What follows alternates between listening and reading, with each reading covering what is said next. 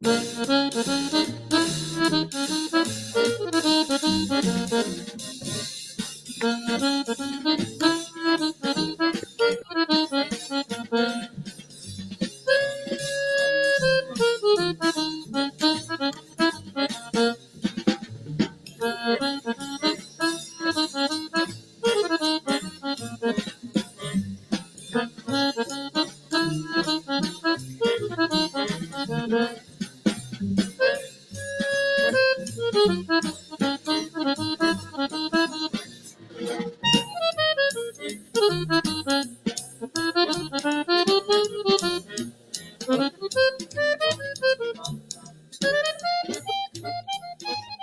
hey there, everybody. Welcome to another episode of the Snap No Tap podcast. I'm Tony Cecchine with Joe Cardone. We got a very special guest coming up shortly that we'll introduce. We're starting to get hit with the heat wave here, but not like Texas is getting it, right, Joe? I have no idea what's happening in Texas, but are they getting it bad? Yeah. We're actually catching a break now, man. We had, it's actually going to be below 80 now at sundown. I'm looking forward to it. And actually, because of the rain, I've had 2 rainbows today. So this is a good sign for the podcast. I think things are going to go well here. Well, you run your mouth again like you did today at the seminar. You're going to have a black eye. That'll add some color to your rainbow because I'll give you a good right cross. That's another thing. We forgot to cover that today. The combination that you wanted to do, we forgot to. Well, we ran out of time. We were just busy with the guys. So I want to say a shout out to all the guys today and the guys that showed up yesterday. Joe Dankowski being one of them. It was cool, man. Good to see you, Joe. I haven't seen. Well, introduce him, and then we can get. It's surprising that it's taken this long, but I'm very happy to have our good friend Joe Dankowski here. He goes way back with us. I can't remember. I think you started training at the with us. I mean, I know your training goes way before that. At the Bensonville Tool and Die. And then we later on we started working out kind of regularly at the Cheetah Gym up in Andersonville. But we'll get into that. But it's cool. It's just, it's been along so long. So it's just surprising that it's taken us long to get you on. So I'm really happy. I'm excited to kind of just hear your story. Obviously, Tony and I know you, but there's parts of your life that I'm sure we don't know about. And I'm happy to introduce you to our audience. Well, yeah, thanks for having me, guys. I know we couldn't sync our schedules up, but yeah, always great seeing you guys. Good to see you guys yesterday. And yeah, finally glad to be here. Yeah, people don't understand. It's hard to sync these schedules. It really is. You would think, oh, what's the big deal? But nowadays it's hard. We Joe had a guest on the other day, and my internet we didn't have. There was no service out here, and I was feeling a little under the weather as well. I didn't have any internet. So yeah, things happen. But man, it was great to see you yesterday. I was surprised to see you walk in, and certainly good to have you. So Joe's the man. Joe C. We got Joe C and Joe D. So like Joe C and Jody. That's the quickest way to remember it. And Joe's the guy that answers or asks all the great questions because not only is Joe the best looking guy that ever lived, according to himself, and billions of others, but he's also one of the world's greatest intellects. Isn't that true, Joe? Absolutely. And you were talking about our guest last week, and I'm kicking myself because even as great as my mental powers are, sometimes there's a lapse and I forget things. And I was going to ask him, he's an expert in anatomy and physiology. Just, you could poke his mind with all kinds of questions. It's just, but I forgot to ask him, how is it that as time goes on, I get better looking? Is that normal? Is that expected? What is that called? What is that phenomenon? I think we really should have dug into that, but we'll have to get next time he's here. I don't think he's got the answers for that because Joe, I think you're what's called an anomaly, a freak of nature. You're otherworldly. Earth terms and earth scientists and doctors, I don't think that they can grasp, your totality yet.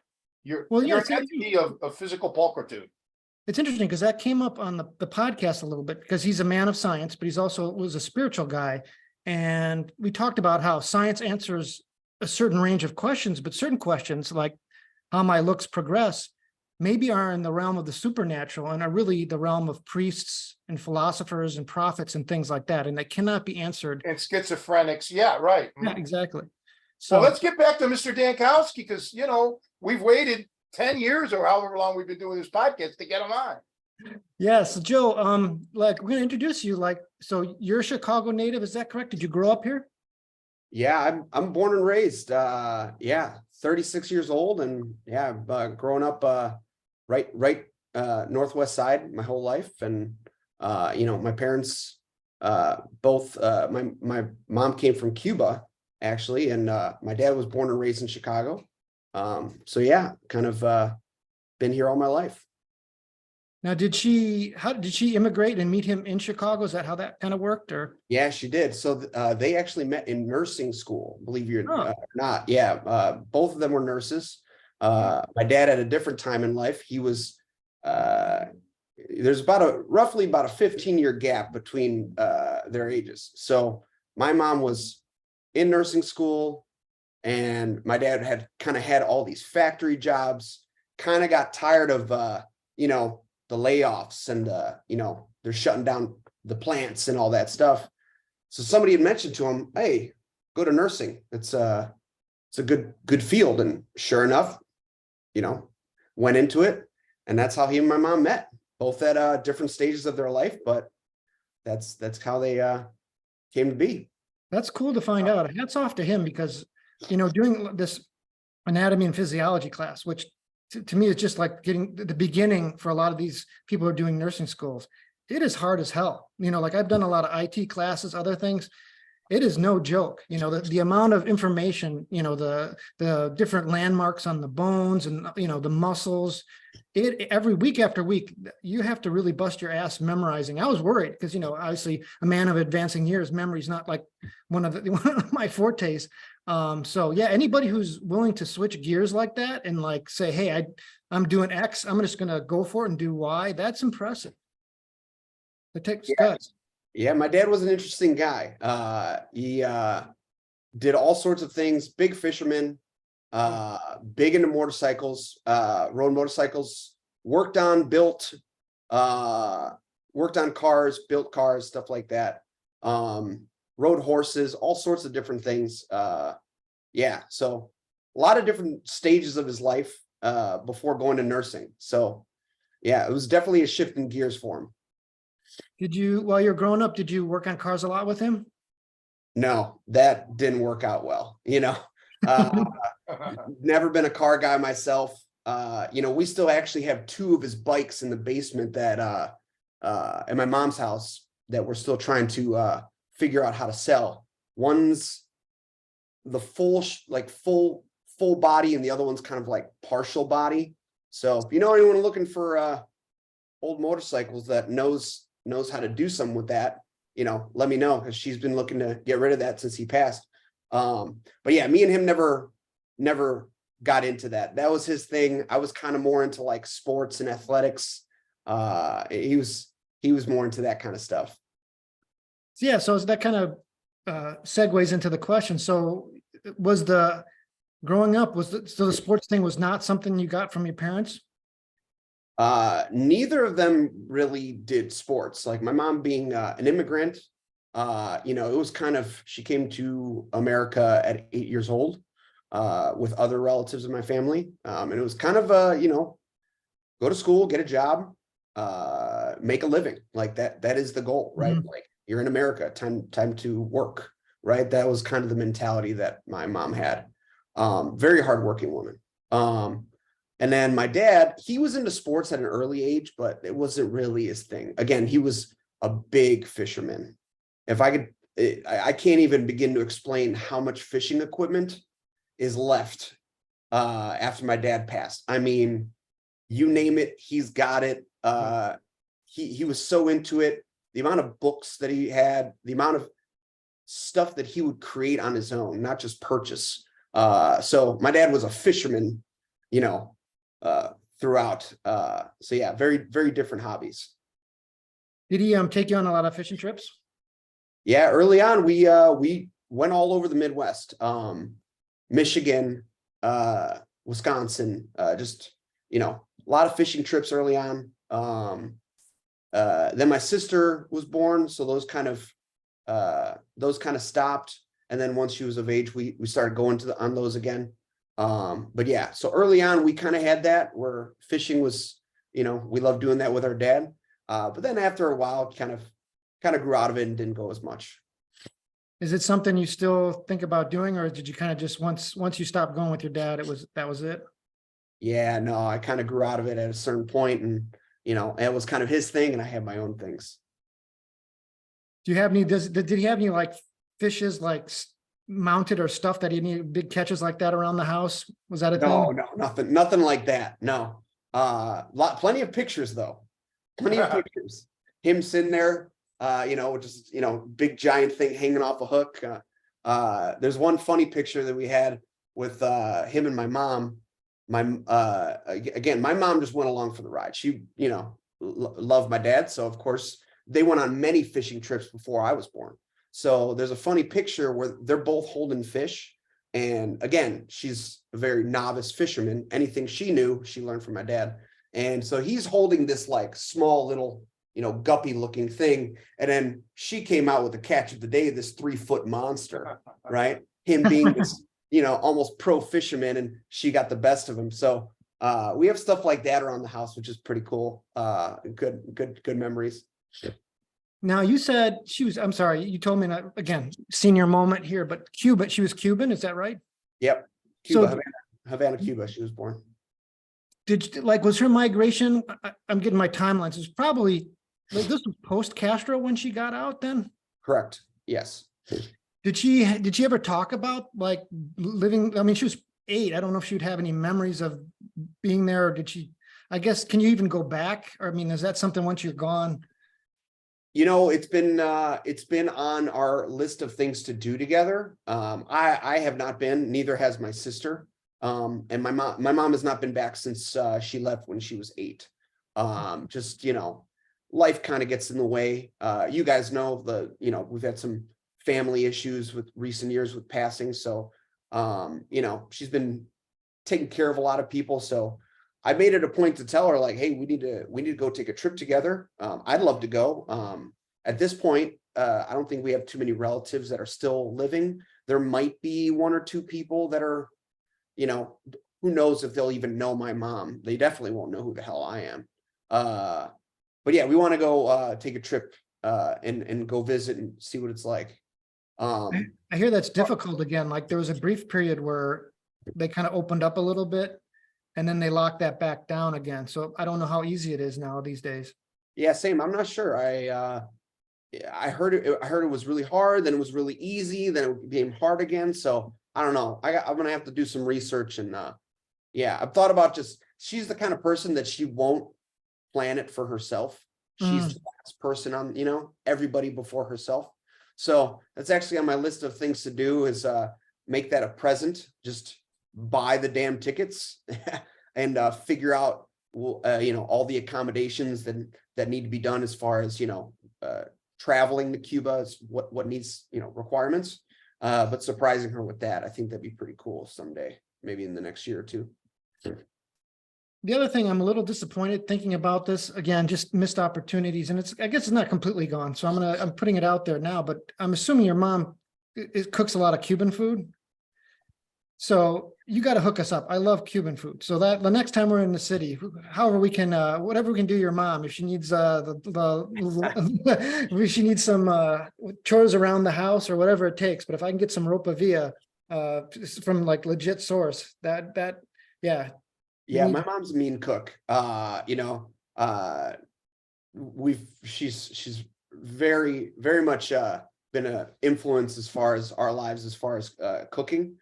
Mainly Cuban dishes. My dad, even though he was Polish, he was like 4th generation American. So there was like a few things like kind of passed down that were like holiday dishes that he would make, but a lot of our food that we ate growing up was Cuban food. So it was absolutely delicious. There's a couple spots in the city, however, too. I don't know where they've come from, but they're here. There's a couple Cuban restaurants that are really damn good that have kind of opened up in the past few years.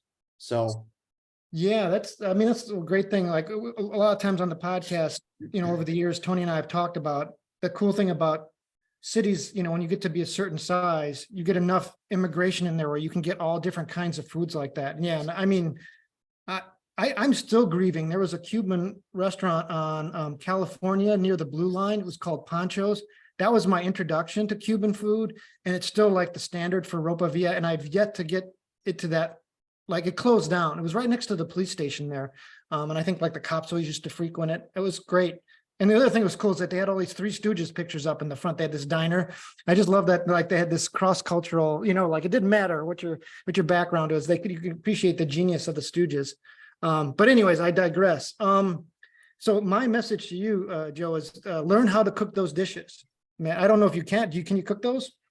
There's some that I can, like I can make some good rice and beans, chicken and rice, Agree. right? Those kind of things. My sister has actually picked up a lot of the cooking gene, so I'm very happy that she's done that. So she's turned into a formidable chef herself. That's awesome. Yeah, because I mean those family recipes, and I wasn't wise enough when I was younger. My mom had a couple dishes. She's not Italian. My father was the Sicilian, but she learned to cook. I think he coached her so that she could then cook the Italian meals for him, because she was just German Irish. So she just boiled potatoes and stuff like that. And they had, whatever cabbage. It was never good, but he trained her. This is how we do it. And I tried to, she didn't write it down. And now it's just, her mind is like, she doesn't remember. She did it all, and it's just gone. There's a couple dishes that she had that I wish I had, my sister and I did not pick that up. So definitely, at least your sister should have it for the family, It sounds like she's got that covered. Yeah, she's my sister, she's taken over the reins as far as the host for holidays. So she there was a book that my dad kept with all sorts of things, like recipes that we grew up with. Some of them were like old family recipes, but they were just like recipes that have been handed down in our family. So she's got a hold of that, and she's had a few holidays now where she's kind of proven that she's got what it takes to live up to that Dankowski holiday meals. So she's doing quite well. Did you pick up any Spanish growing up? My Spanish has gotten terrible over the years, but yeah, I grew up speaking Spanish. My grandparents, my grandfather, a little bit, he spoke English, my grandfather, because the different jobs that he had when he came over, he had to learn how to speak English in order to interact and work. My grandmother, she never learned English. She got a job immediately at like a meat factory, meat plant, I don't recall, but it was a majority Hispanic staff. So she'd go into work and she just kept speaking Spanish, so she never really had a need to learn English.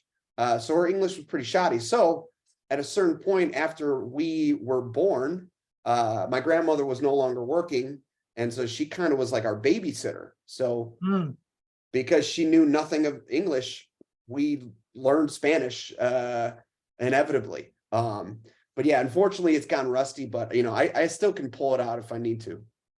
Yeah, and I think I don't know, my daughter's the linguist, but like getting it early is such a huge advantage. Those first 5 years when you're developing language, yeah, you'd probably be rusty for a little bit, but there's stuff that's just probably buried in there that you could start accessing. So that's awesome. So many people I know, like I have one of my good friends from high school is Puerto Rican, but they like within a generation, like his kids don't speak it. Like he was one of the last ones, like he could not get that translation to do it, and it just gets lost, and it's a bummer.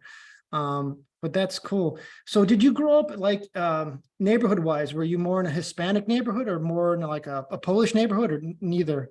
More Hispanic. I grew up near like Montrose and Pulaski. So I think that's still considered the Irving Park, or I don't know.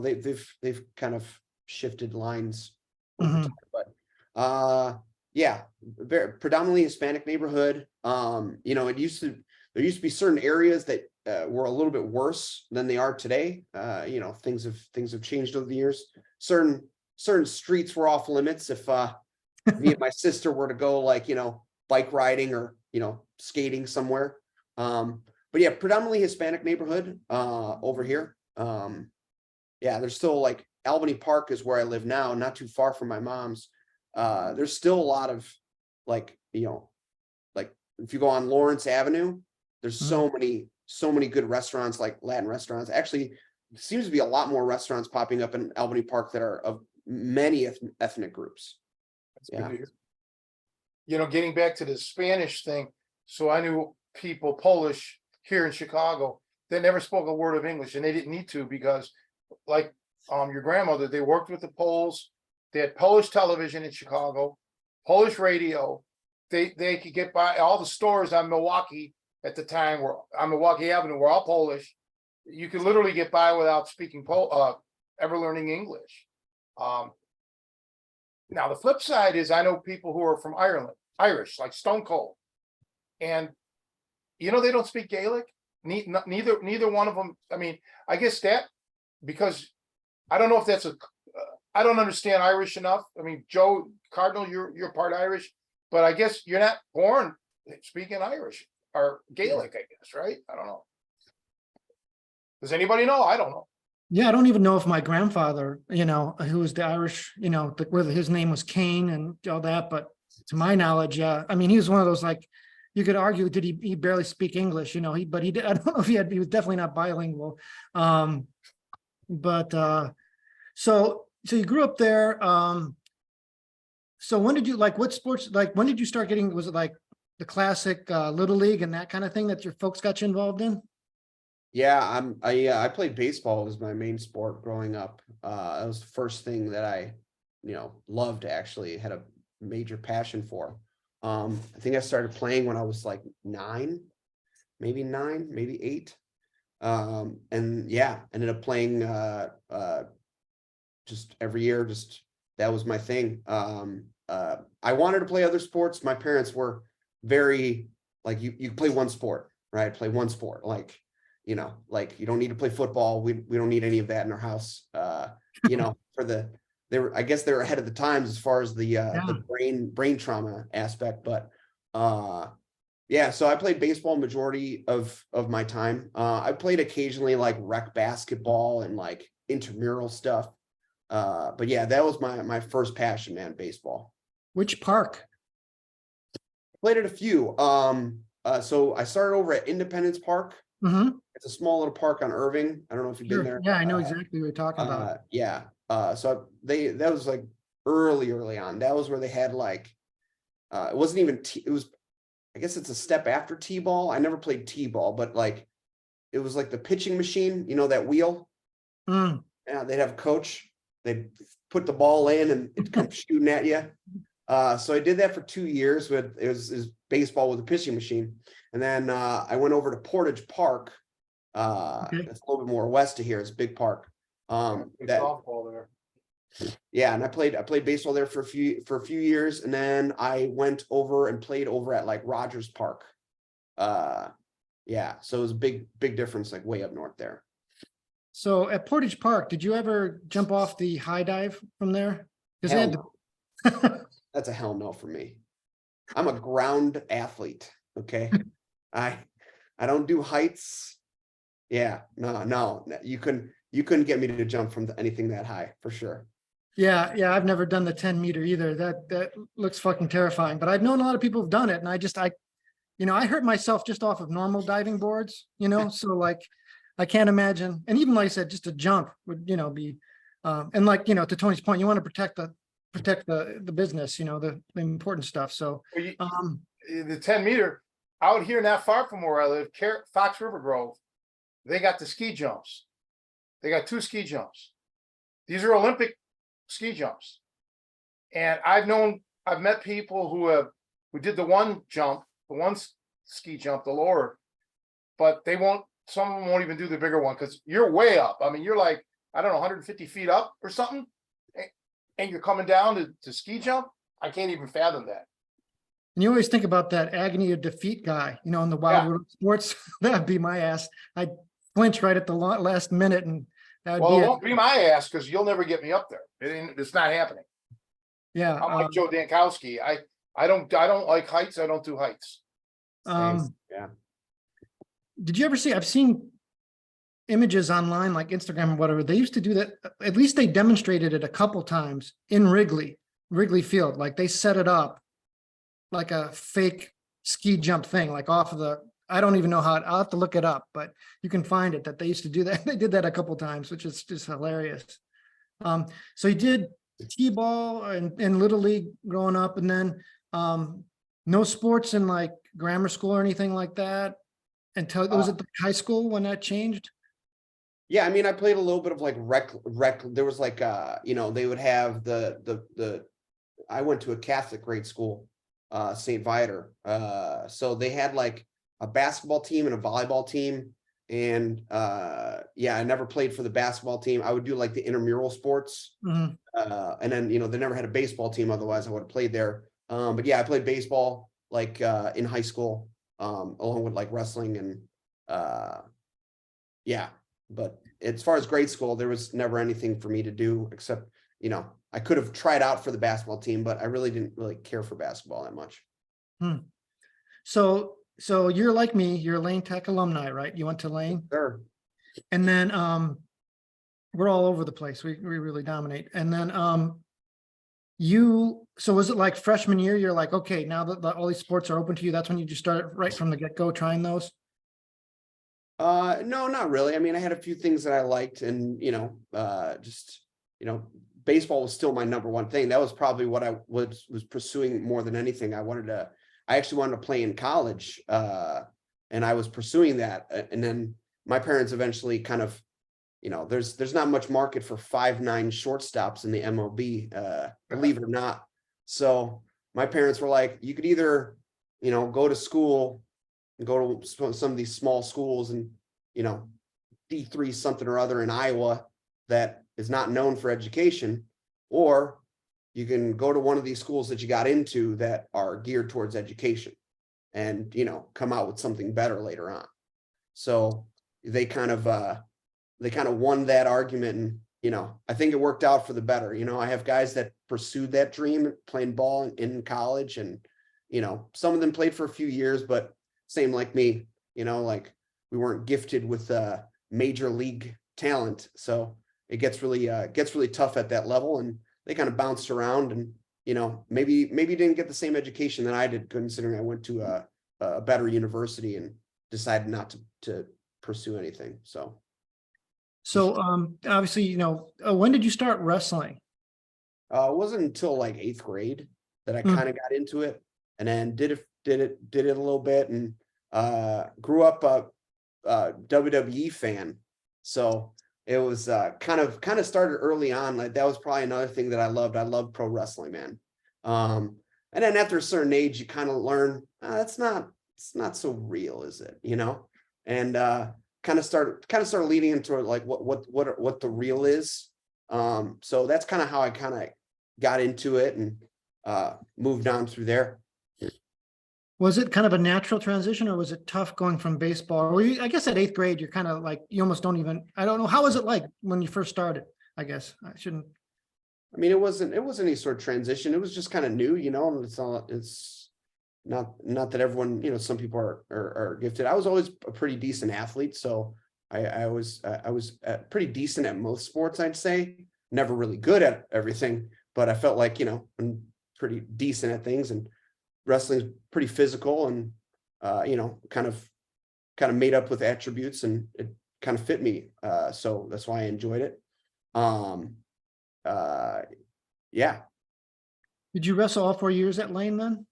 No, I only wrestled for a couple years. That was another thing. Like I said, my parents were not big on me playing multiple sports. They were, you know, very immigrant focused. You know, you need to focus on your school, and you could play one sport. So I ended up only going for a couple years, and they ended up making me stop because they wanted me to focus on my education. Grades were also part of it. My grades suffered because of that. So they had a good argument with it, but you know, I was never happy with it, but no regrets, I guess. It's kind of interesting because, Cuba, well, they have great wrestling program, but Cuba is known for baseball players and boxers, arguably one of the greatest amateur heavyweight of all time, Teofilo Stevenson, who, just was, obviously never had the chance to turn pro because it was under communist rule at that point in the 70s. And I think he retired in 1980. Beastly man, and there was, I guess Fidel Castro was a big baseball fan. They claimed he was a halfway decent ball player. Don't know what's true or not, but Cuba has, I mean, you playing baseball doesn't surprise me. That's just a big thing with the Cubans. I'm surprised you don't smoke cigars. Yeah, that's one I haven't gotten into yet. Well, we can help you with that. So after Lane, where did you go? I went to U of I at Chicago, UIC. Yeah. My dad was actually a nurse at the hospital at UIC. So in that swaying me to attend a better university, I was lucky enough that because he worked there, I was able to get a significant discount on my tuition. So that was kind of the tipping point where my parents were like, you can go somewhere else and, possibly have to pay more, take out all these loans as all the kids do, right? Get into major debt, or you can go to this university that's very well known for, academics, and, you're going at a discount. And, that was, I look back and it was the right choice. You hear about all these kids that, they're taking hundreds of thousands of dollars in loans, and, Becca's still, my girlfriend, she's still paying off her loans from college. So I was very fortunate that, my parents kind of swayed me in that direction, because I could have also been, suffering with that, school debt till now. Yeah, that's a huge opportunity. That's awesome. Yeah, that you're able to take advantage of that. Because yeah, you're right. It's crazy what, the kind of debt people have to get into now to get their education. But that's cool that you did that. Did you know going in, like, this is what I want to do, or did you have to figure that out? Oh, I was undecided till almost junior year. It was ridiculous. Oh my God. Yeah, I had no idea. They kind of, I hate to say it, like, it's not like, I felt like school doesn't really prepare you all that much. As I know people, we go to school and it's supposed to prepare you for the real world, but in some ways it does, in some ways it doesn't. Yeah, I had no idea what I wanted to do. I mean, I was taking all sorts of gen ed classes to see, like, oh, maybe I like this, maybe I like this. Come to find out, not really. So yeah, I ended up gravitating towards the business school.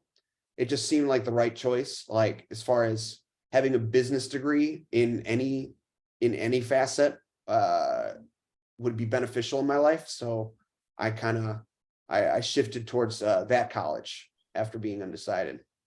Makes a lot of sense. Yeah.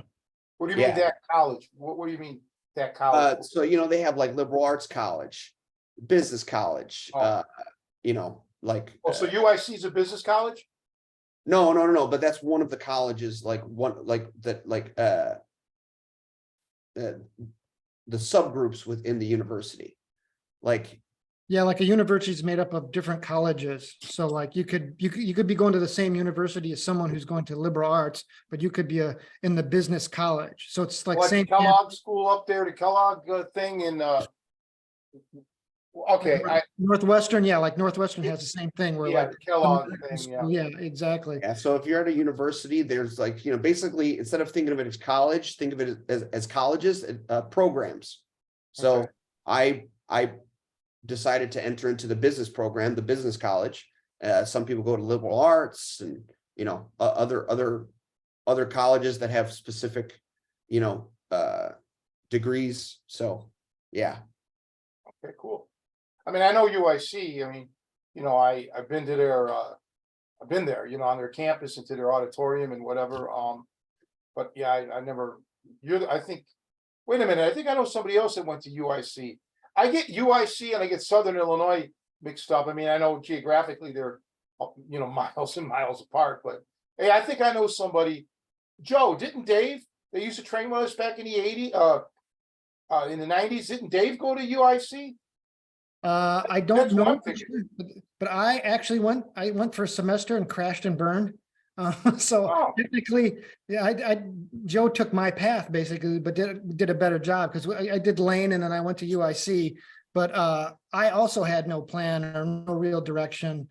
And yeah, like took some hard ass classes right away and was working, and like that was it. I lasted like one semester and just like, tapped out, and then went on to find my fortunes elsewhere.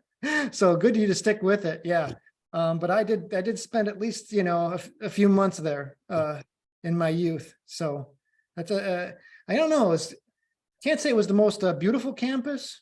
It was it was a little, especially by the time it was winter, it was all like cement and kind of gray and depressing. At least that's my memory of it. But it could have just been the whole frame of mind I was in at the time. So Yeah, they've changed the campus quite a bit, actually. Yeah, so they put up, I mean, I haven't been down there in a few years, but I remember when I was a student, they were putting up a new dormitory right at is it Halsted and Roosevelt, maybe? Halsted and Roosevelt. Big dormitory, because that school was more of a commuter school. Right, that's what I did. Yeah, you could Yeah, I I commuted to UIC my first year and absolutely hated it. I was commuting from the Northwest side. I had a part-time job downtown. Brutal. Just,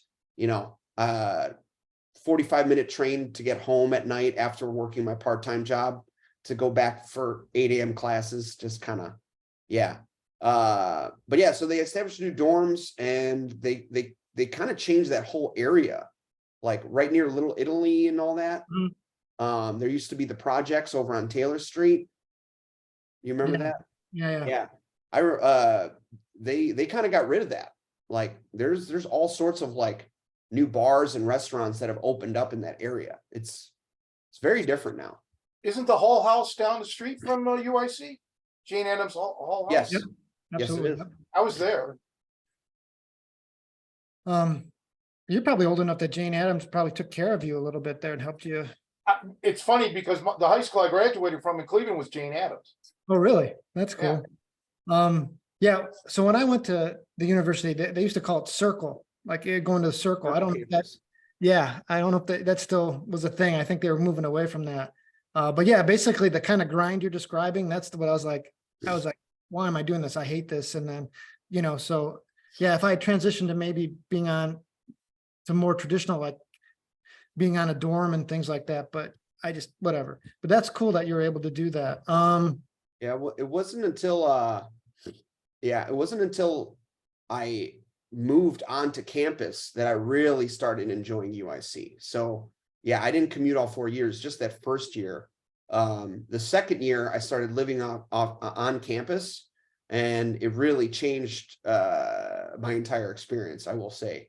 I joined a fraternity, and that kind of aside from the obvious partying that happens in that realm, there's a lot of benefits as far as like networking. So as far as like creating relationships and meeting good people, part of that group set me on a path like, oh, maybe you should get into the business college, right? Like, so I was kind of surrounded with guys that had not just booze and women on their mind, but also later success in life. So it definitely helped me out a lot, was being on campus, being in a fraternity, as weird as it sounds, kind of helped move me along as far as my college career. And I still am good friends with those guys, and provide me with like a solid network of people. If I ever lose my job or something, I got a lot of guys that I can kind of hit up in many different areas that, potentially could help me out or, refer me somewhere, so. Yeah, you can never underestimate the networking, man, and the connections you make. So as kind of a non-fraternity guy, like and I don't know if you're at liberty to disclose this, but how bad was the hazing? Like, was it, I've heard of some creepy stuff. You know, you never want to discuss too much, but no, you know, you hear these horror stories, you know, guys wearing diapers and, you know, having, you know, getting peed on and all sorts of weird things. Nothing like that. You know, it's very much kind of what you would expect as far as like a lot of like scavenger hunts. You know, you'd have to like do studying. There'd be like, you know, it's kind of like taking an additional class, right? Like when you're pledging, you know, you have to learn about your fraternity. You get, you know, we would show up and there would be, you know, an exam, like a weekly quiz. Like it was kind of like taking an extra course during the semester. You know what I mean? They would kind of hold weekly classes where you'd go in, you were expected to study and, you know, show up for your quiz. There'd be other extracurricular activities such as scavenger hunts, etc. You know, we, you know, don't want to talk too much, but, you know, certain things that you had to go deface this thing on campus. That's your mission, you know, things like that shouldn't give too much details. But so it's very traditional experience. Nothing like you read about. I remember that when we first, me and a couple of guys that were going to pledge, I was like, I don't know about all this, right? Like, you know, you hear all these stories. Sure enough, like the week after I decided to go through with it, because I was kind of swayed. There was a couple guys that were already in the fraternity that I'd gone really tight with. We see this documentary on TV about this just like horrific Florida fraternity, like guys are just being absolutely abused, like just like forced to drink all sorts of like alcohol poisoning and all that. I'm like, oh my God, am I getting myself into this? But luckily it was nothing like that. All really good guys. Some of them, you know, I just saw, you know, recently a couple weekends ago at a barbecue, you know, so yeah, so for me, it was a very positive experience. You know, can't speak for everybody else, you know, but it's been a strong one in my life. That's good to know. Yeah, no therapy required then. So I thought this is what this was for. yeah, exactly. So when did you start training in jiu-jitsu? When did that all start going down for you? You know, actually, so after high school, I, you know, kind of got into like watching the UFC a lot. And, you know, obviously the popular jiu-jitsu kind of was there. So I started taking some intro courses during college, kind of piqued my interest. I kind of picked it up pretty fast. I felt pretty good with it. And, you know, wrestling and jiu-jitsu, they tie really well together. So I felt like I picked it up really well. But I you know, with my school schedule, you know, looking back on it, I wish I would have continued just between school and work and like, you know, I was doing stuff with the fraternity, which, you know, it just seemed like I let that slip a little bit. But so yeah, I started doing it in college, but it wasn't a regular thing. And then after college, as soon as I graduated, it was kind of like, all right, I found a gym up on the Northwest side after I moved back up north. Over on Montrose and Western. Do you guys remember Conviction Fitness? That sounds real familiar. I don't know. I'm not familiar with it. Oh, it's torn down now. It's an apartment complex. That's actually where I met Bender. Oh, really? I think he talks about that place. Yeah. Yeah, no, it was a really sweet spot. They had a full boxing ring. They had a full matted area for like wrestling, jiu-jitsu, Muay Thai. And then the other side of the room was just, you know, a vast assortment of weight training. You know, a lot of CrossFit guys, a lot of power lifters. We're all also in that gym. So it was a real cool spot, and it was right near my house. So I gave it a shot, and I met Bender there. That's how we started training together. I think he was a purple belt at the time. Yeah, so that's how long ago it was. So unfortunate. It sounds like a nice place. It's unfortunate it closed up. yeah, the owners were kind of shady. like all sorts, like just shady. Like it was a really cool spot, but they had some tendencies, and it's very unfortunate because just because you own a business doesn't mean you're cut out to own a business. You know what I mean? So they let that fall, and I ended up, that ended up closing down. I ended up moving to a different spot to train that was kind of under the same gym like umbrella. And interesting, because it's funny just not knowing your story prior to this and just working out with you, because it sounds like you wrestled just a few years in high school and not in college, if that's right. And Right. then, because I always thought of you as like, I was always impressed with your wrestling like foundation that you had. And you were always kind of like the wrestling guy, like I didn't look at you and say, oh, he moves like a jujitsu guy. It's like, he's a wrestler. He's a great athlete. He's a great athlete. Yeah. I mean, that's for wrestling, man. You're very explosive, Joe, Dankowski. I got to clarify which Joe I'm talking about. Joe, when we're talking about good looks and people who are just cool, we're talking about Joe Cardinal. But when we're talking about normal people like you and me, then we're talking about you. You're a very explosive, technically sound, on your straight amateur wrestling stuff. It's really impressive. Well, thanks, Coach. I mean it. Yeah, You definitely. hold your own with a lot of guys. I mean, straight wrestling. Yeah, I'm surprised that you didn't have as much background as considering what the skill set you have there, or at least what I saw. Grant, I'm not the greatest judge of it, but that's impressive. And then so now was Conviction Gym, was that, I know you do some I've seen pictures of you doing Olympic lifting. Is that where you got into that? Yeah, yes and no. I started lifting back in high school. They kind of had all the athletes. You were kind of pushed to lift if you were an athlete at Lane Tech. So that's kind of where I got my start lifting, and then continued lifting more aggressively in college, to where it became a full passion of mine outside of just learning to lift. It became a part of me, and then a few years later I ended up becoming a personal trainer, but it wasn't necessarily because of Conviction Fitness, although I'm sure there's a little bit of that played a hand in it. But I mainly just wanted a place to lift after college, and it also had jujitsu, mixed martial arts. So I was like, all right, this is, I spent the first week kind of scoping out the jujitsu mats just to see what they were doing. I'm like, all right, what is this coach doing? Do I like this guy or whatever? So I spent the first week just, I bought a membership and was just watching them roll around. I'm like, all right, I'm going next week. And I've been doing it ever since. Were there any good guys out of that gym, or were they all like Bender?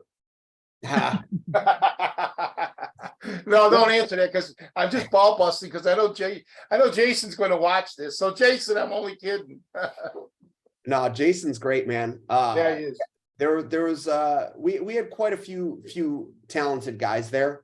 We were all under the Carlson Gracie umbrella, Carlson Gracie team.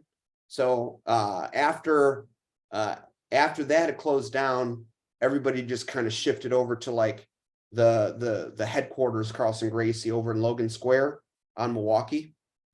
So there's a lot of decent guys, a lot of good competitors from back when I started training there. What was I going to say? And I forgot. I totally forgot what I was going to say. Go ahead, Joe, because I forgot. I was gonna before I want to get back to the lifting, just kind of. But before we do, I keep forgetting because we're talking about college. Is that I don't think I've ever shared the story about my athletic experience at Circle, or for University of Illinois Chicago campus. So I had in high school at Lane, for like my senior year, I got on the gymnastics team, which is no major accomplishment because that was like a C-list sport for them. They didn't, they were all football, baseball, basketball. So like literally the swim coach also did the gymnastics coach. And I think he was kind of like looking up the rules in the book as it went, so because mostly our team was made up of break dancers. to give you an idea, like, and they could do this, so they could flip and do things like that. And I wanted to get into it. So long and the short of it, I was always into that kind of, I was transitioning to trying to very late in life for that type of sport, trying to get into it. And when I went to Circle, I'm going to keep calling it Circle. The kids who were Circle there, campus, right? That's what you right, mean the by Circle that? campus, right. Yeah, I've heard that term. Circle Right, campus. exactly. So Circle campus, the gymnastics team, now they were real gymnasts. They were like, college level gymnasts, kids who had grown up doing it. I took one look at them. I'm like, I'm not even going to try it. This is embarrassing. Like the stuff I was working on, rudimentary stuff. So, but they basically, I found out the diving team. Now this is the same, the guy who wouldn't jump off the 10-meter platform said, you know what, that's kind of like gymnastics, right? They're doing flips and stuff. Let me see if I can get on. And sure enough, they're just like, literally no one joins the diving team at that time back in the 80s. So like, yeah, join on up. But I had to go through a health check. And when I'm going, like at the beginning of the season, they have doctors that check everybody who's going through. And I guess the dive season or the pre-training was, they had the football players in there. So all these football players are going ahead. And then I walk into the doctor's office and they're like, oh, here comes the golf team. Oh, shit. So, no, that's my story, my athletic background at the Circle campus. But anyways, I digressed, but it was a Well, funny story. I just want to interject for people who don't know anything about Chicago.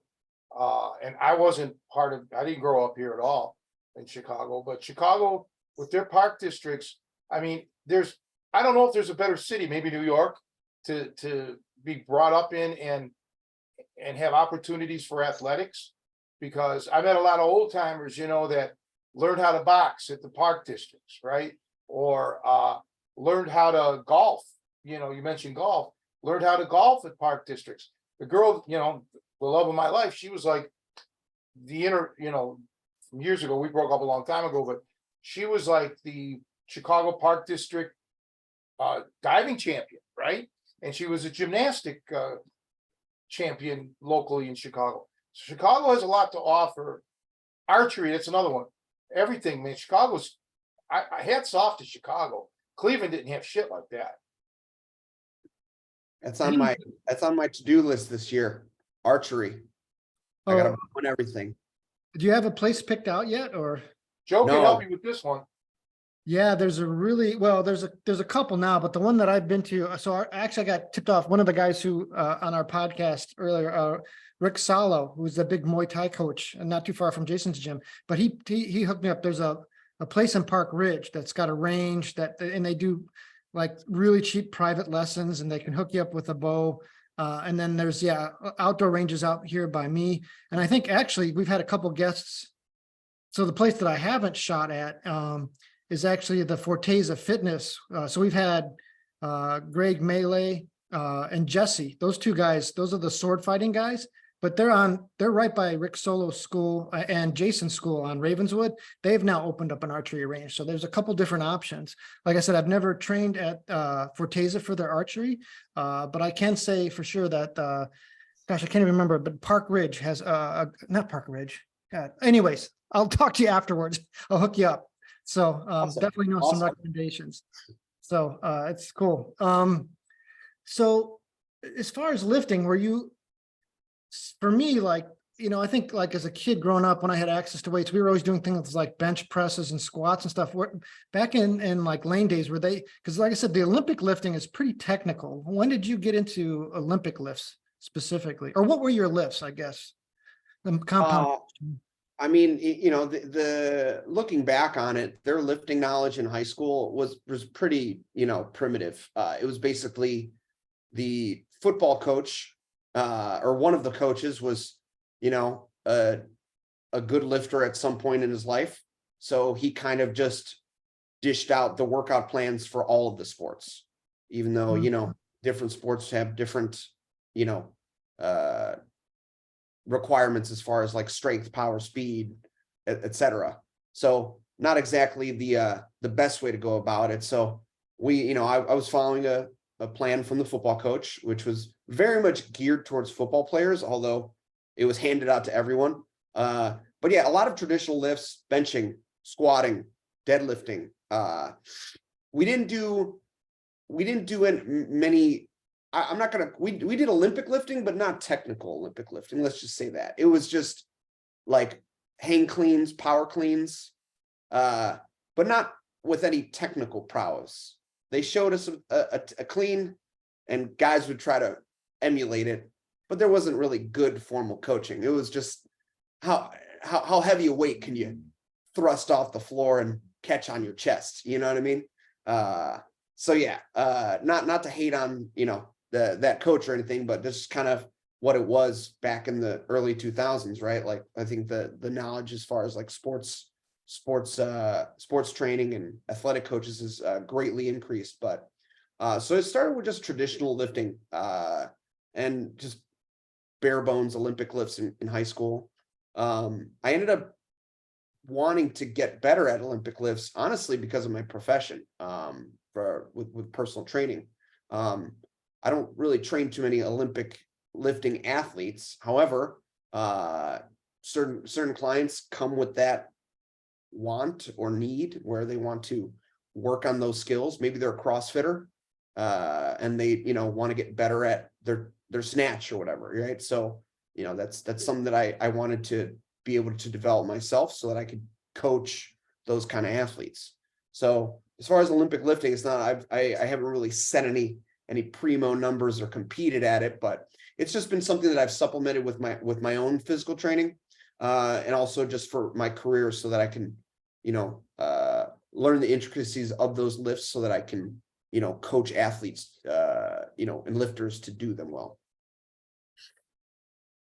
Now I should know this and maybe transition away from your academic career. So is your full-time gig personal training now, or does that? Oh, that's awesome. I've been personal training now for about 10 years. Yeah, full-time. My full-time gig. Yeah. And I just just want to add, I want to throw something in about the Olympic lifts, and it's unfortunate for me with this. So you've heard me talk about Ronnie Moon, my first jazz accordion teacher. This is back when I lived in Cleveland. And I did not know this until years later when I was already living in Chicago, that Ronnie's sister went to high school with a legend of Olympic lifts, Charles Vinci, who was an Olympic gold medalist. And he was a very small man, Italian guy, very small, like 4'11", 5 foot. He wasn't the shortest. There was a guy named Joe DiPietro who was like 4'7" or 4'8". But anyway, Charles Vinci, and he passed away now. And he wasn't necessarily a recluse, but you know, you couldn't, I mean, he wasn't like on television locally or anything. Pisses me off because if I would have known while I was in Cleveland that Ronnie's sister went to school with him, I would have been able to hook me up. You know, I would have loved to have met Charles Vinci because I just a few years. Well, I started with Ronnie Moon, I think when I always say 21, but I might have been 22, but I think I was 21 or something like that, because my grandfather died. So I was done with Rod in about 3-4 years when I met Ronnie Moon. I might have been 22 when I was with Ronnie Moon. So, you know, strength was really on the top of my priority list. It would have been a pleasure and a highlight of my life if I could have met Charles Vinci. I regret that. All right, I'm done. I just wanted to throw that in there. No, that's an interesting story. That's He's a cool. great guy.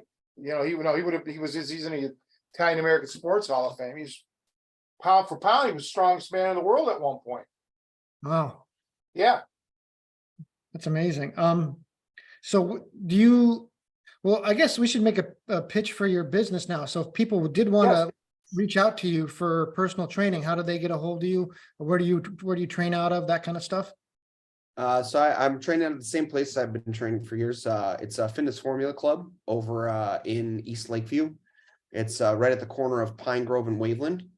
Yeah, I got a Facebook page, I got an Instagram, although I'm not really active on them, but I have them in case people want to reach out. I'm on it. You'll put all your info on the YouTube channel. Yeah, send me what you want, and anybody who's watching, it'll be below in the YouTube text. So please send that before I'll forget to ask later.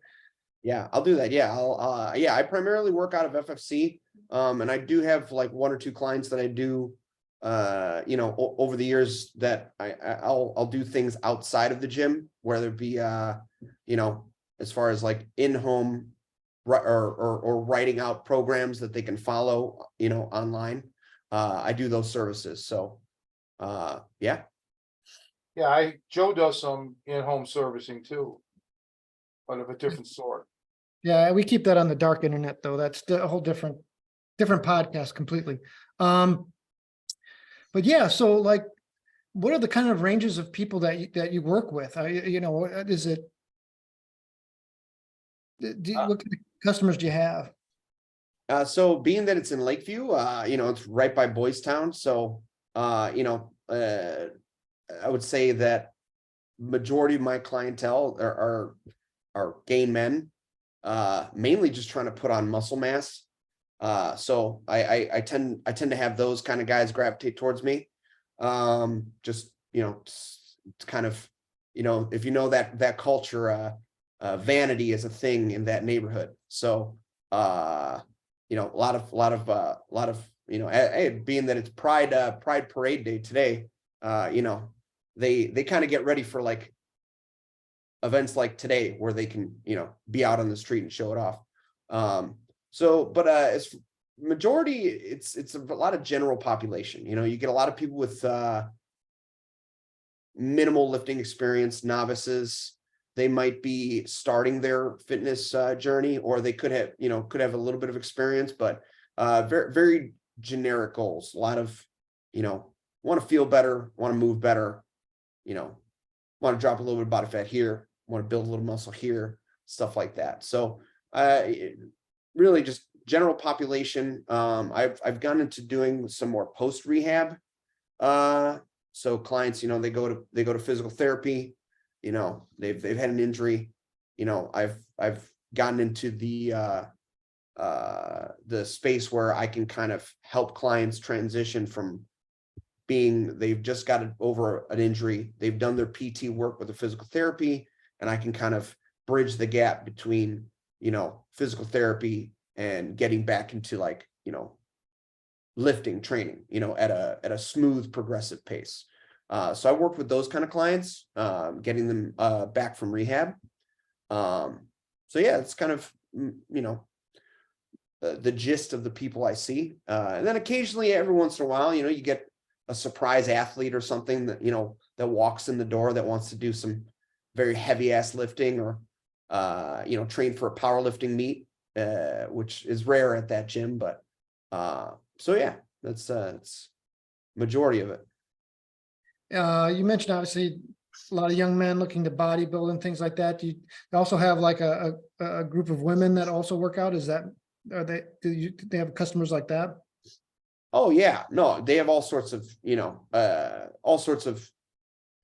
people that come to FFC. It's not, again, it's a health club. So, it's not like an athletic training facility, although we have physical therapy in-house, so they have that. There's Pilates, there's group fitness classes, there's, spa, massage. So it's a full-blown health club. FFC, if for those that don't know, is pretty well known in the Chicagoland area as far as like,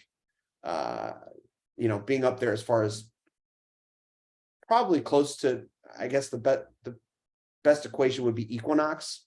Although I think Equinox charges a significantly higher monthly rate. But yeah, in that area of higher end premium health clubs, if you will. Have you, is it mostly younger people, or do you have older people that come to you as well? Oh, I have a wide range. I would say anywhere between, like, my youngest client is in their 20s. And my oldest client is in his 70s. Wow. So yeah, I have some clients, I would say the bulk of my clients are between the like late 30s to 60s range in there. That's quite a range too. I mean, and it must be interesting, like how do you first assess a client when do you try and get their background, what they did before, or do you take them through certain exercises carefully? Like I can't imagine, like with older people too, you've got to really be concerned about injuries and things like that. Yeah, no, I do. When I first meet with somebody, I always want to have like a sit down conversation, like face to face, kind of just sit and talk.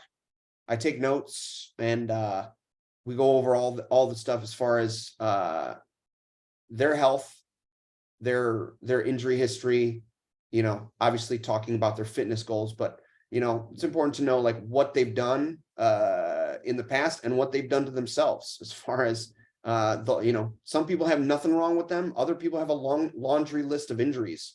So it's important to know those going into a training program. And then usually the first session, assuming they want to begin training, usually if they're seeing me for a consultation, that is the case, that will begin the next day. First session, I kind of treat as an all-around assessment. I have a generic assessment that I follow, but depending on what the person brings to the table, I might adjust what we do to that person, because not, to me, fitness is, you can't put a, round peg in a square hole, right? Like, it's the program's got to fit the client. So I have a generic assessment that I follow, but I will vary it depending on what the person brings to the table. But yeah, if they're more, if they're a seasoned lifter, right? Like I get people occasionally, men or women, where they've been exercising for many years. Well, then that first session could be a slightly more intense session. If I know that, oh yeah, this guy comes in, he's benching 250. Oh, okay. Like I could let's go on the bench and see what you got. Like, and then, I kind of know where this person's at, critique their form, etc. If I'm getting a novice and they've never lifted a thing in their life, obviously that's not going to happen. It's going to be a lot of teaching. Sometimes, you'd be surprised. You think everyone knows how to squat, right? Like you say squat visually. If you say that, everyone's like, oh yeah, I know what a squat is. I've seen that before. You squat to, sit on the toilet every day, right? Everyone, but you'd be amazed how often I'd say, for first day with a client, let me see you do some, just some body weight air squats. Let me see what you have. And it's just horrendous what comes out, what they perceive as a squat, you'd be amazed. A lot of people don't know how to move their bodies well. So, yeah. So when I get a new client, obviously there's going to be some teaching involved. Like they're not going to have all the basics down. We're going to have to break down form for a lot of things before we could actually get to lifting anything heavy, right? Or anything substantial, Are your immediate plans to stay in Chicago or Chicagoland? I don't know. We'll see. Becca keeps trying to get me to move out to the suburbs for some reason, but yeah, that's not my. I'm a pretty city boy, so I don't know. I'll have a talk with her soon. I'll need you to straighten her out. Yeah, I'll straighten her out, man. I'll be the example. Don't do what I did. Don't leave the city. To be fair, you're not in the suburbs. Yeah, that's true. I'm in the exoburbs, I think they call it. But did you know, now we're going to get sidetracked, but this is interesting because I did not know this until very recently, that we're considered a collar county only because even though we're like 2 or 3 counties separated, there's a point somewhere in McHenry County where it just touches Cook County somewhere, like an extended period of extended area of Cook County. By no means are we anywhere near Chicago, but it's just weird how that is. So the Cook, Lake County, McHenry, I guess there's a conglomeration at one point. But yeah, you're right. I'm definitely not in the suburb of Chicago. I was gonna, yeah, I can imagine like what you're saying where people, everybody, oh yeah, I know how to squat. Like I'm sure a lot of people think they know things about exercises or how their body moves, and they literally don't. Like, so you can't take them at face value and go through that assessment first to kind of seize up maybe what they say or what they think they know. The other thing too, what I'm learning, like, is I'm always readjusting expectations for myself, because I remember 10, 15 years ago, what my progression would be, let's say for running, how, what would be my buildup, from the off season, like how quickly could I build up to a certain distance or to a certain weight? And I just can't do that anymore. Like my body, like what I thought it could do, like I end up either getting injured or just, I have to take it slower. And so there is frustration. So that it must be interesting for you to, like every single person, you've got to kind of, you can't, there's no, each really has to be customized, I imagine. Like you can't, there's no like one size fits all for any of these things. If you're doing it well, then yes, it should be customized. You'd be surprised how very often, over the years, I've seen trainers, follow a very cookie cutter style training methods with their clients. But yes, I agree. It has to be customized. That's the only way to do it. And yeah, there's so many different variances in the human body. I mean, if we take the squat example, for instance, I mean, you're looking at, 3 joints off the bat: the ankle, the knee, the hip, right? So there's a variance in how those joints move from person to person. Then that doesn't even account for how long the femur, right? The upper leg bone, and then like the tibia, the lower leg bone. How long are those, right? Well, then how long is their torso, right? Like all those factors matter when it comes up to them folding up into a squat, right? That's going to change everything from the width of their stance, their orientation of their feet, right? Are they pointed straight, pointed out slightly, right? How much forward lean are they going to have compared to another person, right?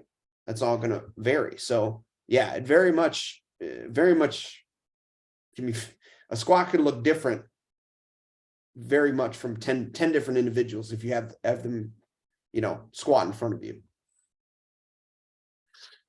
They call it the king of exercises, but for me, see, I could never squat. I mean, I squatted, of course, but I really, a deadlift was fine. I had a strong deadlift, so people just assumed I could squat. Even if when I would wrestle, like when I would just, like with Bruce or somebody, a heavyweight, just tying up wrestling, I couldn't walk for 2 days, my back. So as long as the weight's below, I can lift it. But anything across my shoulders or across my upper back, it just compresses my spine. Just wasn't going to work out for me. And I actually, one day I talked to I don't want to mention his name because I wasn't a student of his or anything, or a client, as you would say, but he was champion power lifter. And then no, it's not Brian Klaus, who was awesome. One of the strongest men I ever met.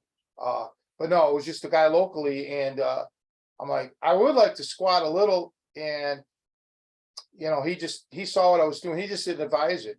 Just sometimes you just can't do it. Your body's just not gonna. You got preconditioned, or what do you call it, pre-existing conditions or something. Squatting wasn't for me. Yeah, no, absolutely. I've it's a controversial statement, but not everyone should be doing every lift, right? Like I've had to talk with clients. I'm like, do you have to squat in order to be healthy? Right? It's a little philosophical there, but do you have to deadlift in order to be healthy? Like those movements, and we're talking specifically barbell movements, right? Like those movements, while good for certain folks and they could totally do them and do them very proficiently, might not work well for everybody else or certain folks, right? So yeah, it's very, I've had these conversations with you. I've had clients where I'm like, you should never put a bar on your back. That's just that exercise doesn't exist for you, right? Like other people can do it and that's fine, but like maybe I transition, maybe front squatting is a better choice. You know what I'm saying? Right. Some people are just, they don't, whether they have back limitations, shoulder limitations, getting in that position is just not a viable option. So putting them in positions where they can hold the weight in front in a front load or front rack, that could be a better option. So yeah, it's not one size fits. And yeah, there's certain clients that I don't even have deadlift. That they don't deadlift with a bar. We might use dumbbells, we might use kettlebells, we might use the hex bar, right? So, you know, it's not everything, you know, relies on that. It has to do with what the person brings to the table, you know, and also injuries too, Tony. I know you've had a lot of injuries, so, you know, that can contribute to not liking the squat for sure. Well, yeah, or good mornings. I mean, I've tried them, but that's a good morning is for me is like, it's a ticking time bomb, you know, because you know me, whatever amount I'm doing, it's never going to be enough. I'm going to always want to set the world record at doing a good morning. So I'm going to end up, you know, in the ICU unit for 9 years. You know, I just don't want to play with my back. I just can't do it. Even bridging, wrestling bridges. I've had to eventually eliminate those. I mean, I can demonstrate them and shit, but you know, any kind of when my back goes backwards, you know, and that's what when that I get that little arch in my back, my low back, that's what does it. Then I end up walking crooked if I can even walk at all. So yeah, it's pointless. I'm almost 60 years old, man. You know, I don't need to be doing all that shit now. Are there like, I don't know, it must be kind of like a fun part of your, I don't know, maybe it's a chore. Is it fun to kind of, because there's always new things coming out in exercise, like new trends and new directions. So it's got to be something like a constant learning for you. Like there's always a new approaches coming out.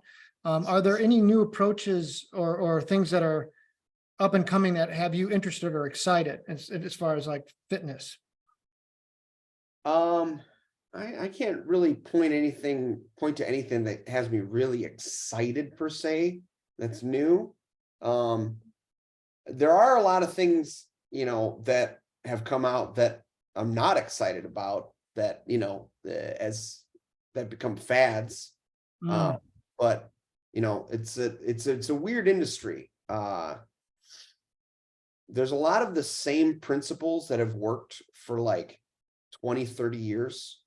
But in an effort, and we know this, right? Like there's like studies showing that like these certain methods have worked. That doesn't mean like trying a new exercise every once in a while is a horrible thing, right? But like, you know, you get these fitness gurus on Instagram that, you know, my way is the method. Everything you've learned up until this point is invalid. You know, it's hard to navigate. I have clients, obviously they go on social media and I have to field these questions where they come to me. It's like, oh, I saw a guy doing this exercise. Like, what do you think? And I like, oh my God, like the amount of, you know, bad information that's out there. People just trying to make a buck. You know, so whether it being selling bogus fitness routines, bogus supplements, you know, just giving bad information in general, that I have to navigate on a pretty regular basis. That's the self-defense world. A lot of bullshit out there, you know. Same, yeah. Oh, and horrible stuff, you know. But yeah, I guess it's like that, you know. In a lot of like you know, I'm a hobby, you know, I like to shoot pool as a pastime or a hobby. And it's funny that YouTube, because I've never been on Instagram, I've never been on TikTok. Just Don't start. Huh? Don't start. No. But I'll see people like I'm talking about pool and shooting pool, and I'll see these guys, you know, that you know are giving advice on how to aim or how to do whatever the thing is. I'm like, yeah, okay. I mean, who are you? You know, I mean, this is not how the top players are doing it. Okay. They try to, what I think they do, and maybe some of these TikTok guys that you're referring to or Instagram guys, you know, they try to mimic something or, yeah, they do that mysterious, they put that little mysterious thing. I just, you know, I'm turned off by that stuff. Yeah, you see it in a lot of places, you know, fitness, you know, definitely self-defense, martial arts, you see that stuff. You know, even to this day, despite the fact that, you know, you got 30 years of MMA footage to, you know, as evidence that certain martial arts work and others don't, you know. Yeah, it's all over the place. I think social media brings that out though, right? It's a platform where you can market something or a product, and there's people that unfortunately they're not educated on every subject. So, they're the target, right? They're the gullible individual, right? You mix some emotions in there. That's the power of that selling on social media, is that you could reach these people much more easily. Oh, yeah, or you could be knowledgeable. Like, I got a hard time with some of these Navy SEALs who are claiming to be experts on everything nothing they learned in the Navy, and not too long ago, I'm sure everybody knows who Neil deGrasse Tyson is, right? Mhm. The physicist and all of that, brilliant mind. Well, guess what? He had on a guest, Dr. Dave. I think his last name is Alcatore, out of I think he's Colorado. He's a mechanical engineering instructor, but Dr. Dave is like the most knowledgeable pool guy, pool playing, as far as the physics of shooting pool. Okay, I mean, he knows everything. All right, he's not the greatest player in the world, but he knows all the why does this work? Why does this happen? He's the guy that knows it. So a guy like Neil brings him on. I mean, that's what's cool. So Neil's not going around the world saying, well, I know everything there is about pool. Neil doesn't know the first thing about pool. He's an astrophysicist and shit like that. That's what he knows. So that happens a lot in probably fitness or in martial arts, especially, like I say, a Navy SEAL or an Army Ranger or this or that. You didn't do any of this. This isn't part of your training in the military. But because they're a Green Beret or a SEAL or Army Ranger or Force Recon, people right away think, oh, a police officer. They think right away, oh, this guy's got some credibility. Not, yeah, he does in his line of work, but not in other subjects. Like, what do they know about tactical flashlights and all these tactical things, tactical parkas and tactical. It saddens me because so many people get duped, by this. I remember I'll close quickly, but I remember years ago, Robert Blake, the famous actor, Tony Beretta, he was advertising for STP, motor oil and engine additives and shit. And I believe it was on the Merv Griffin show when Merv or whoever the host was asked him about it. And he said, this it's all shit. It's garbage. It's no good. It's junk. I wouldn't use it. Don't use it. Right. But yet he was hawking it for, I don't know how long, just to make a buck. And of course he got immediately fired. But yeah, sometimes people just do that shit to, like you said earlier, Joe Dankowski, to make money. It's a moneymaker.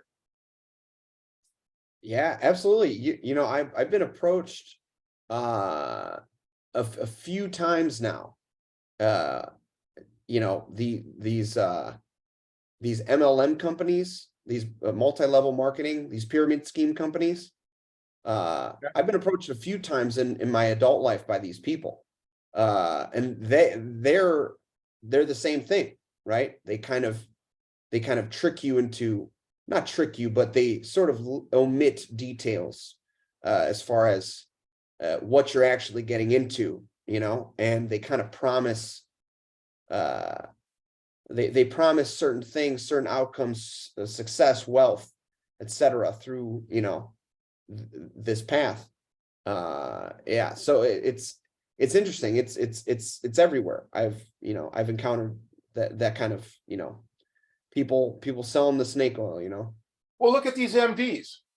I just seen a commercial. I won't mention it because I don't remember the name of it. I don't want to get anybody wrongly accused, but there is a doctor, a legitimate doctor, who's selling these Joe Cardinal, help me out. They're like not strawberry pills, but they're some kind of juice pills or whatever, some fruit pills or oh no, beets. That's it, beets. Like beets, the red beets. These are pills that, and he's selling this like this is a superfood, right? And it's taking all my aches and pains away, this and that. This is all bullshit. And he is a licensed medical professional. It's bullshit. How do they get away with this? Yeah, that is a problem. You get these people with legitimate backgrounds, right? You're talking about a real doctor, right? Yeah. Prescribing, selling, prescribing, same thing, right? Like just, Exactly. and so you're a person in the general public who knows nothing about nutrition, and Correct.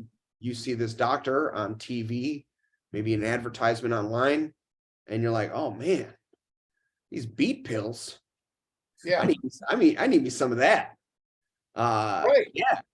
Yeah, that's total. It doesn't help that you have these legitimate accredited people that go there, right? They take that route of like knowing that the public is gullible, and then they try to sell a product to make a buck.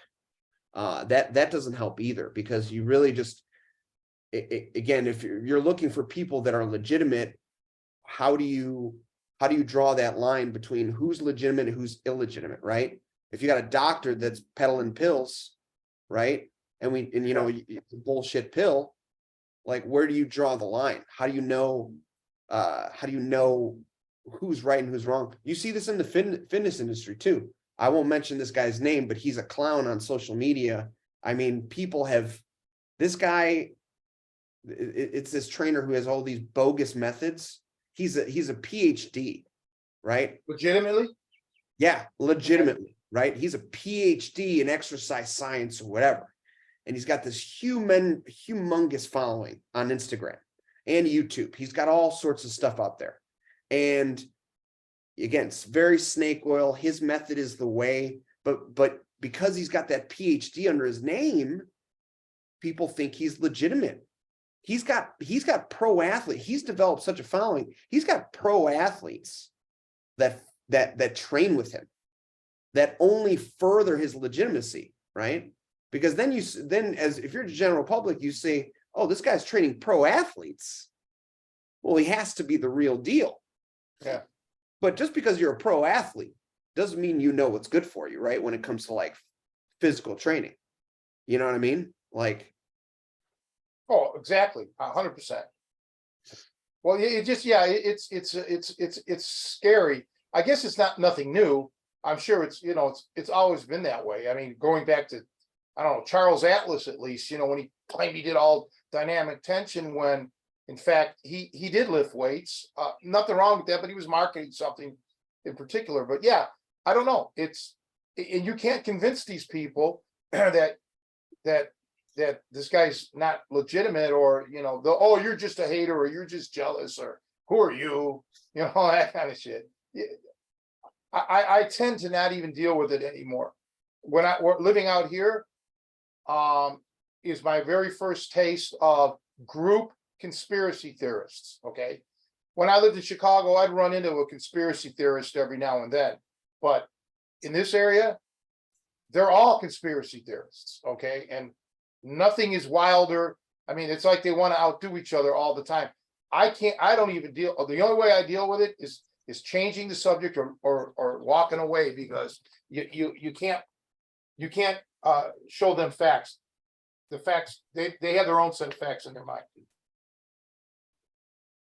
yeah, for sure. Some people, they go off the deep end, and there's no turning back. What do they call it? Is cognitive dissonance the Well, phrase? it's cognitive dissonance is exactly right. When reality is not aligning with your thoughts. For example, when I was taking psychology and they knew what I did for a living, one of the instructors was saying, in a street scenario, here's an example of trying to use cognitive dissonance.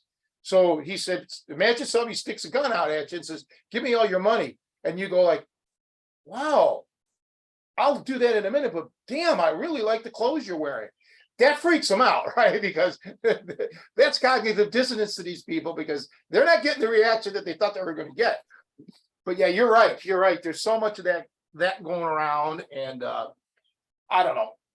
for me, I'm just, like I told you, I'm too old.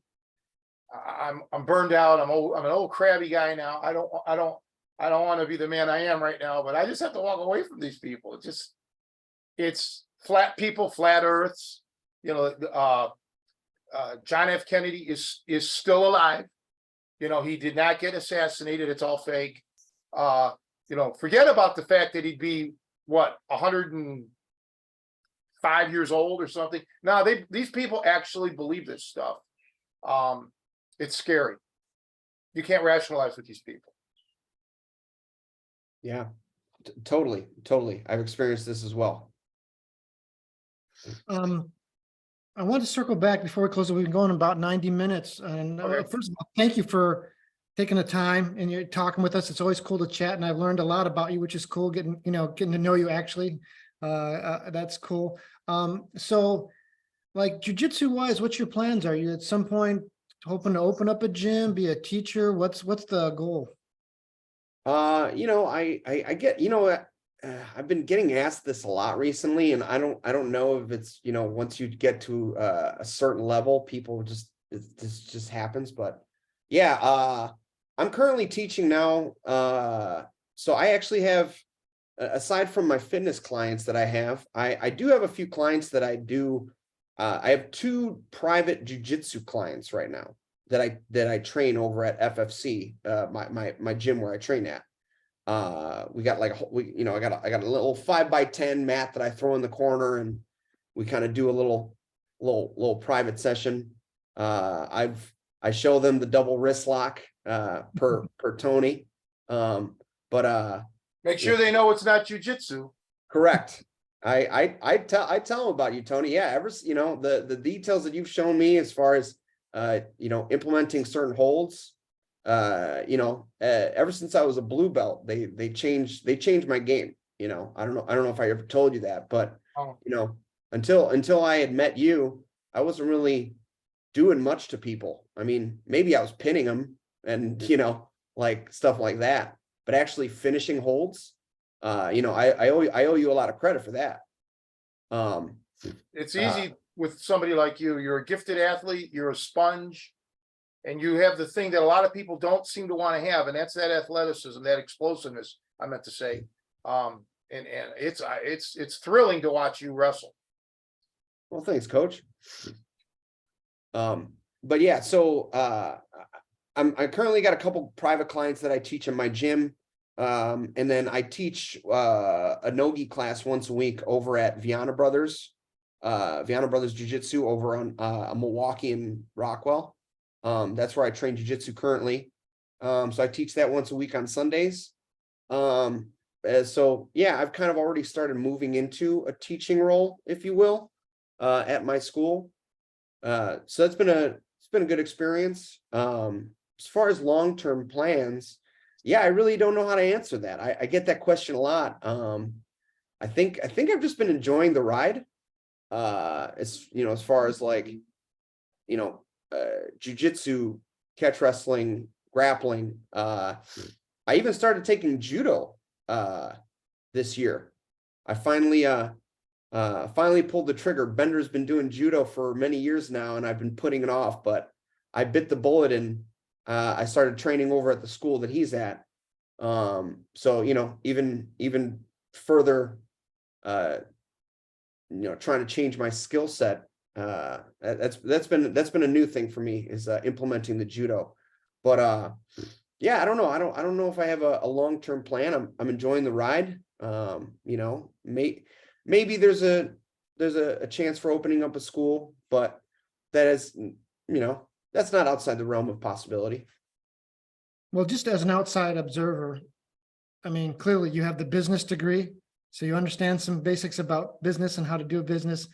You have a passion for fitness and for the martial arts and the natural ability. So, yeah, I mean, I think that's why people are like talking to you about it, because the rest of us outside can see this trajectory, you know. And he also has the experience and the ability to, if there's like a rival gym, he knows how to go over there and deface that building. Exactly. It's a win-win for this guy. Yeah, absolutely. Well, it's exciting. I'm glad that we had this talk at this point in your career, and it'll be interesting to see where it goes. So hopefully we'll have you back and you can give us updates. And if not on the podcast, I'm sure we'll be seeing you training. We need to get you to be that catch wrestling instructor too, fully certified, because clearly with your passion and skills, we need more instructors out there under Tony. So I'll make that pitch to you directly. Um, and yeah, again, thanks for coming out. Awesome talk. Please send me the links that I can share for everybody to come look you up for personal training. And yeah, awesome. Thanks for talking. You got any final thoughts, Tony? Yeah, I mean, anybody that's looking for fitness or any kind of workouts in his area, he's another guy that I cannot endorse highly enough. Joe's not only a sensational instructor, but he's a sensational person.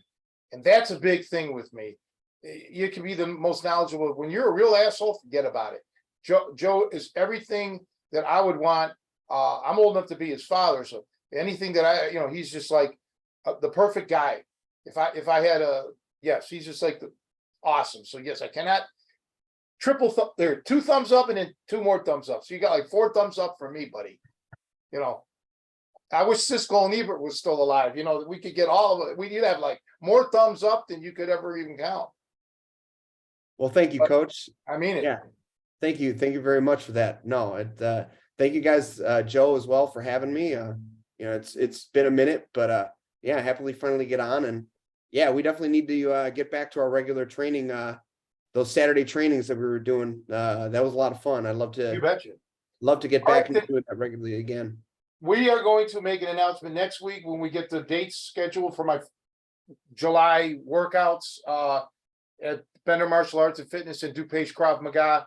I think it's going to be the 3rd Saturday and definitely the 3rd Sunday of July. I don't know the exact number. I didn't look at my calendar, but the 3rd Sunday in July will be at DuPage Krav Maga, and then the day before that will be at Bender's Martial Arts.